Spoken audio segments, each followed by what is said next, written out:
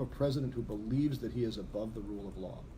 We have a president who is following the approaches that have been made by despots and demagogues throughout history, telling people to, if you are disadvantaged, if you are disempowered, the problem is someone who doesn't look like you, and only I can solve that.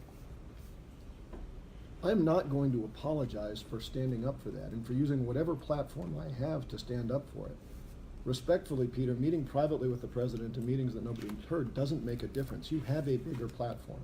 If you have one of the 435 bully pulpits that come with being a member of Congress, I don't care what the party of the president is, stand up to it.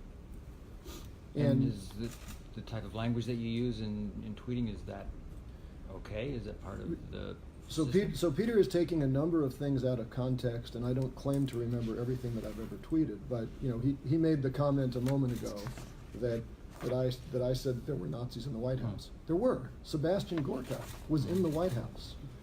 The President of the United States, when he campaigned, you recall he put that Star of David and said that, you know, Hillary's supporters were somehow associated with this. If you don't have the courage to stand up to the President of the United States and call that out, that's a slippery slope towards going down the path that a lot of countries that were once thought that could never happen to them happens.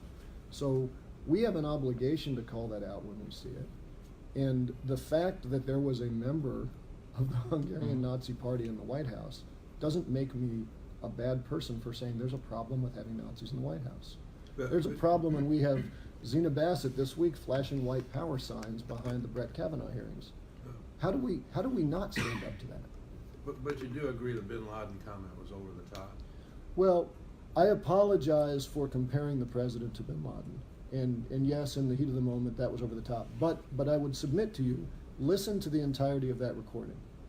What I was asked was a woman who said we were talking about gun violence. And she acknowledged what we all know to be true factually, which is that the overwhelming majority of mass shootings are perpetrated by white men who have a history of domestic violence.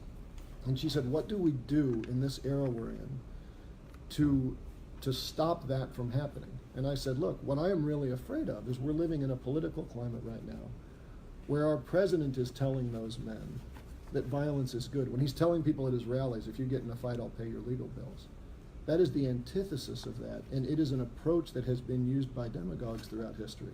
I stand by that. I apologize for making the link of actually signaling out one of those demagogues, but my goodness, if the Congress that has an obligation to act as a check and balance lacks the courage to call the president out on that, then we have the wrong people in Congress. We've